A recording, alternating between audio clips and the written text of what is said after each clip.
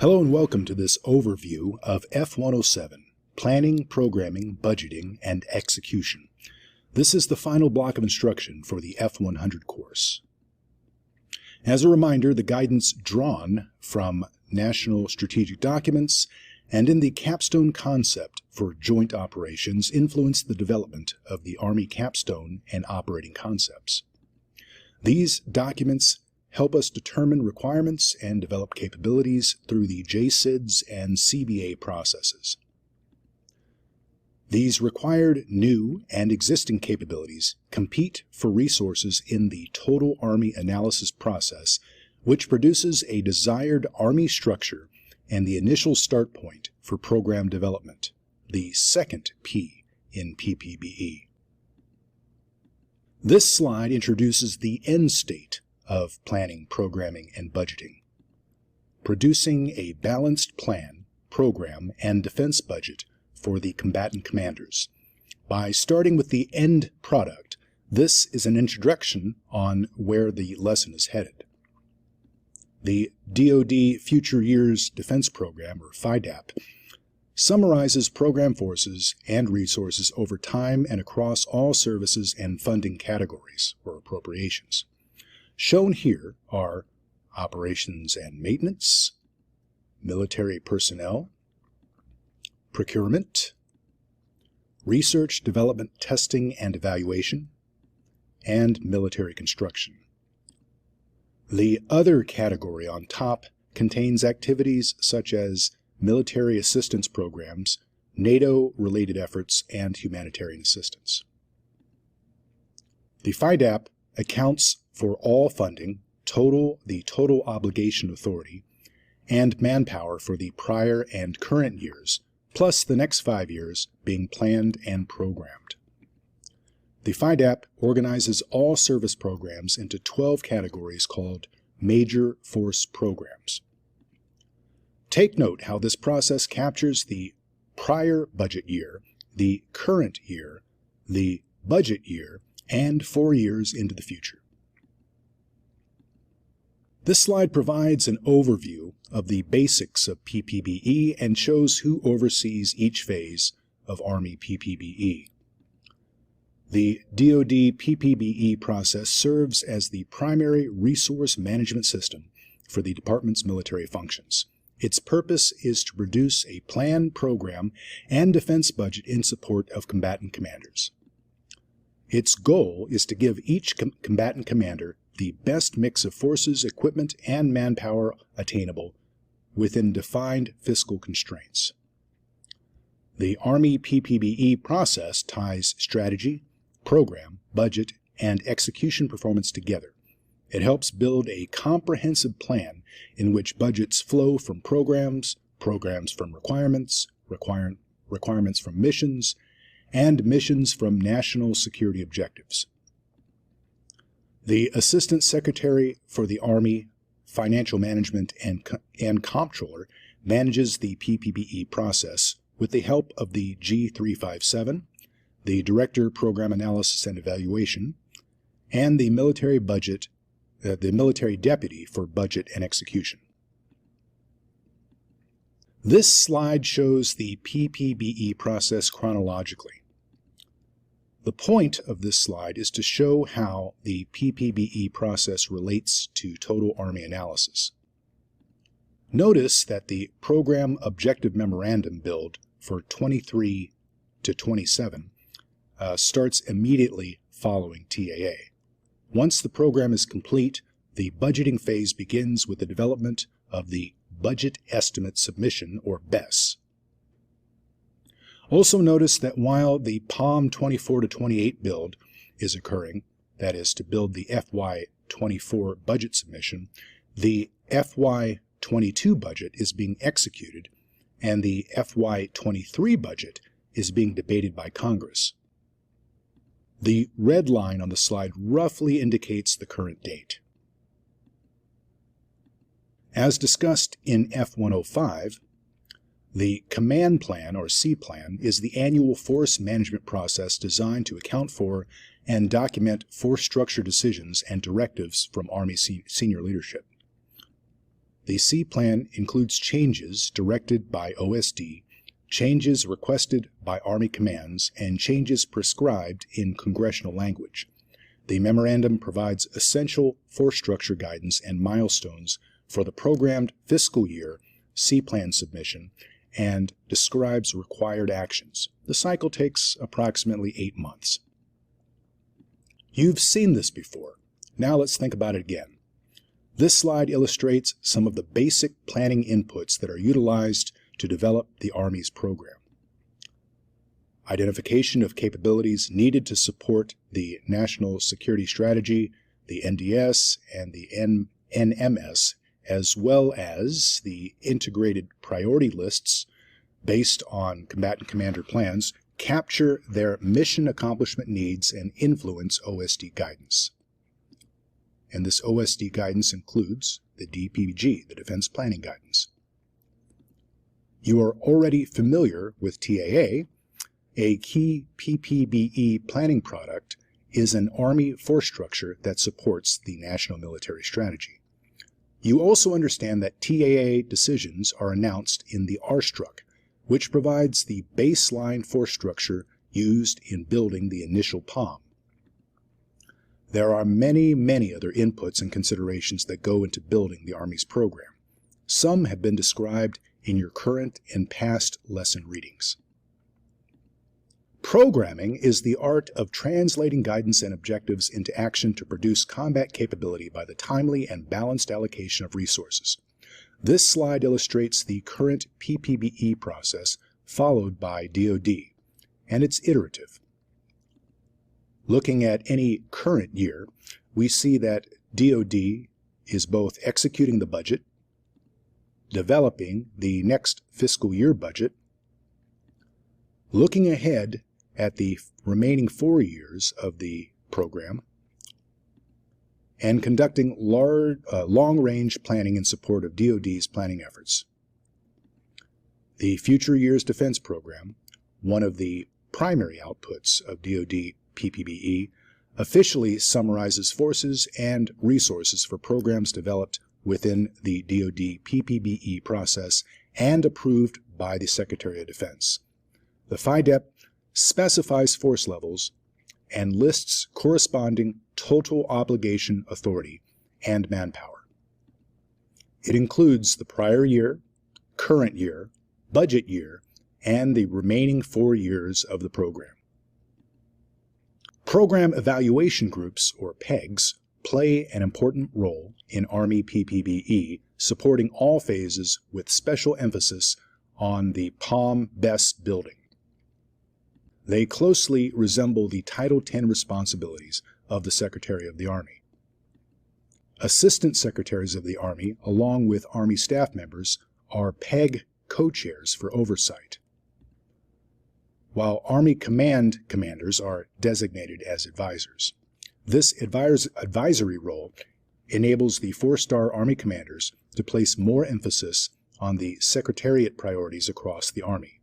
Each PEG, subject to existing program and budget guidance, sets the scope, quantity, priority, and qualitative nature of resource requirements that define its program.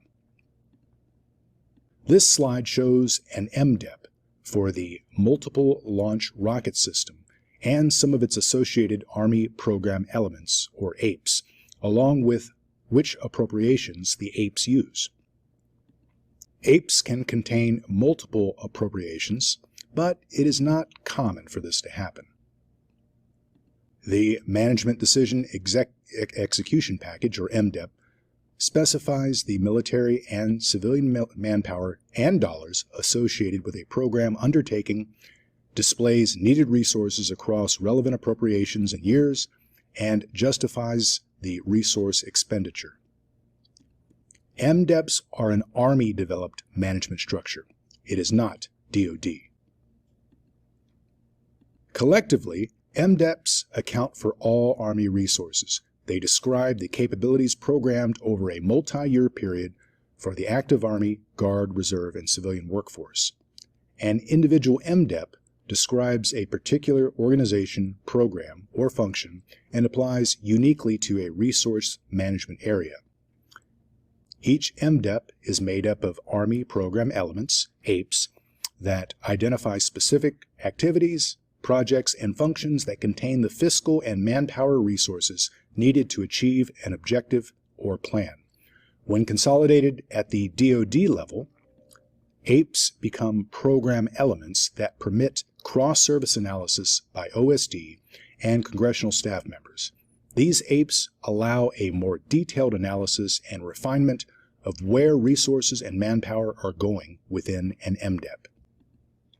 This slide shows how DoD allocates resources using 12 major force programs and numerous different appropriations, which are sometimes called colors of money. The 12 major force programs each contain program elements from each service. Each program element, or PE, requires funding from at least one of multiple appropriation categories. Operations and maintenance is the most well-known. As you know now, appropriations are critical because they provide the link to and from Congress. OSD uses appropriations when it reports its money needs to Congress, and the Army receives its funding from Congress organized by appropriation. There are currently 21 appropriations that impact the Army. Each appropriation has an appropriation sponsor who monitors the health of the appropriation throughout the process. As is the case with MDEPs, the total of all appropriations will equal the Army Total Obligation Authority, and each Total Obligation Authority dollar can fit in only one appropriation. This slide shows how 4 MDEP APEs from an earlier slide become program elements and are binned in the DoD FIDEP. The top of the cube shows the Army specific PEs of MLRS HIMARS, HIMARS Launcher, Net Training Pay and Allowances, and Acquisition Support to PM. Each of these are aligned and color-coded to the appropriation from which they are funded, as shown on the right side of the cube. Each program element is followed by a number which corresponds to the major force program on the front of the cube. The major force programs are also colored to match their aligned program elements, or PEs. For example, the MLRS HIMARS PE is for product improvement, so it is associated with R&D. The Net Training PE happens to coincide with National Guard units, which is why it is binned in MFP number 5, and the Acquisition Support to the Program Manager deals with basic supplies and maintenance, so it uses O&M funding and is binned in MFP number 7. The purpose of this is to demonstrate the linkage between the Army MDEP and the DoD system and to demystify this cube representation of the FIDEP. Remember, program elements from each service will be organized and assimilated into the DoD FIDEP in a similar manner.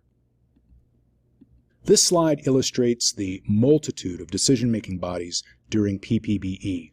We aren't going into these bodies in detail, just understand that PPBE is a process that distributes limited resources across competing requirements, so there are many deliberation or decision-making bodies along the way.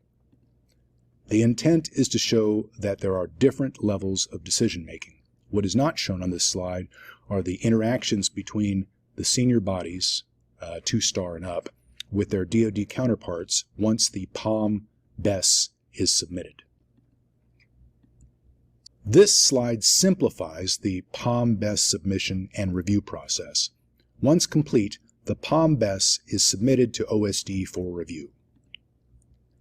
The POM is reviewed by the OSD Cost Analysis and Program Evaluation, or CAPE, to ensure that it complies with defense planning guidance, that it is balanced with other services programs, and accounts for congressionally directed changes and late-breaking significant events.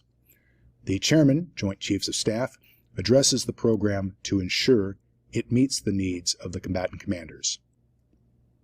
The BES is reviewed by the Undersecretary of Defense, or Comptroller, to ensure programs are funded in accordance with current fiscal guidance and documented well enough to provide the proper level of justification to Congress.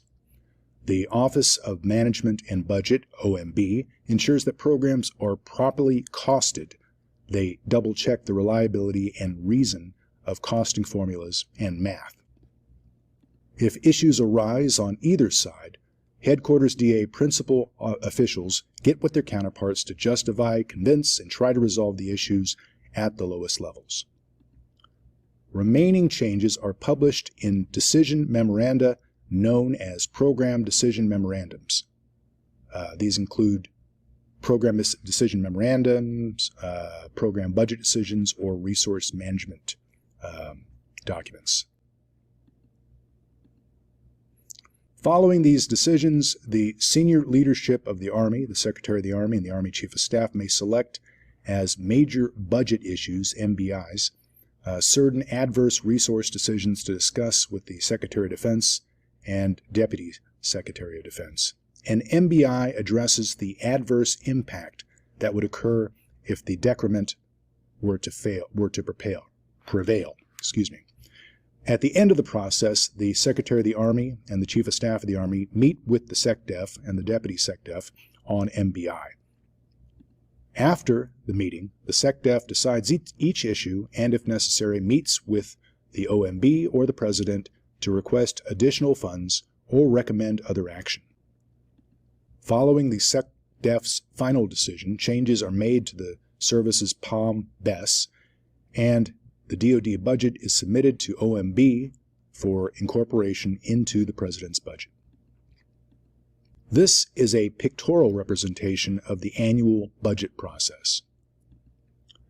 Usually early in February, the President delivers his annual budget request for the upcoming fiscal year, which begins in October, to Congress.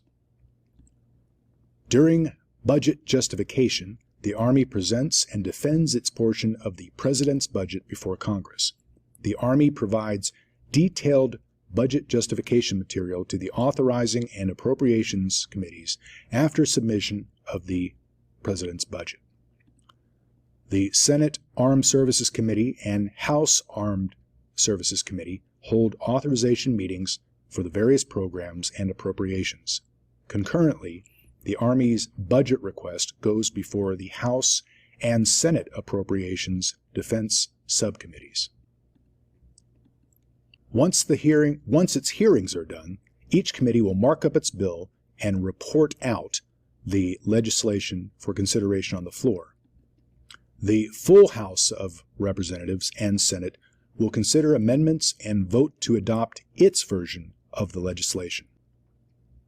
Once the House of Representatives and the Senate have adopted their own bills, the bills go to conference committees, consisting of members of both houses of Congress, to reconcile differences. Each House of Congress then votes to adopt the conference committee's report before the legislation can be submitted to the President for signature. Authorization bills provide program authority to establish or continue a federal program or agency and set forth guidelines to which it must adhere. Appropriation bills provide the legal authority needed to spend or obligate U.S. Treasury funds. It is not money. It is the authority to incur a legal obligation to pay a sum of money from the U.S. Treasury. Budget justification ends when the President signs the authorization and appropriation bills for the coming fiscal year. Enacted into law, Army appropriations provide the legal authority to incur obligations and make payments. When appropriation bills are not signed into law before 1 October, Congress may pass a continuing resolution that allows government operations to continue in absence of appropriations. CRs are described on the next slide. When appropriation bills are not signed into law before 1 October, as I said before, Congress may pass a continuing resolution that allows government operations to continue. A temporary measure, the CR usually restricts funding to the prior year level and prohibits new initiatives. Normally, until an appropriation or CR is enacted, DoD continues minimum essential operations based on national defense requirements. CRs ordinarily do not specify amounts for programs and activities, but permit agencies to continue operations at a certain rate for operations. This is typically based on the previous year's appropriation, but could be based on an amount provided in a bill or requested in the President's budget. CRs restrict DoD's ability to initiate new production items, increase production rates above what occurred in the prior fiscal year, or execute any new starts, which prohibit funding new activities and projects for which appropriations, amounts, and other authority were not available in the prior fiscal year. This slide discusses the Army Resource Management System. Several events must occur before the Army can execute its programs for a new fiscal year under a new Appropriations Act. OMB must apportion the appropriations, which provides obligation/budget authority. An apportionment distributes funds by making specific amounts available for obligation. Special classified programs may be compartmentalized for security reasons. Specific funding distribution procedures have been created to accommodate the unique security requirements of such programs. The Department of the Treasury must issue a Treasury warrant providing the funds. The Undersecretary of Defense Comptroller must provide program release authority. The General Fund Enterprise Business System, or GFIBS, or in some cases a legacy system known as Program Budget Accounting System, PBAS, contains authorities and restrictions from the Appropriation Act language. In addition, it contains the Army's adjustments to programs to comply with any undistributed decrements specified in the Appropriation Act language. Using GFIBS and PBAS, the Assistant Secretary of the Army, FMNC, allocates apportioned funds to commands. Then, commands, in turn, make funds available to subordinate commands, elements, and installations by allotment. Allotments authorize users to place orders and award contracts for products and services to carry out approved programs. Installations obligate funds as orders are placed and contracts awarded. They authorize payments as material is delivered or as services are performed. This slide depicts reprogramming levels of major appropriations. Reprogramming reapplies funds from one project to another within the same appropriation, or transfers funds from one appropriation to another to resolve financial shortfalls or to adjust programs to meet unforeseen requirements. The process is subjected to designated dollar thresholds and congressional requirements for advanced approval or notification. No transfers or shifts between appropriations are allowed without prior consent of Congress. There are many, many rules that apply to the transfer of funds within or between appropriations. Moving funds within an appropriation, for example, RDT&E, is referred to as a realignment. So this has been an overview of F107. Together we have explored many aspects of PPBE. Please make sure that you review these 5 key takeaways, and I'll see you in class.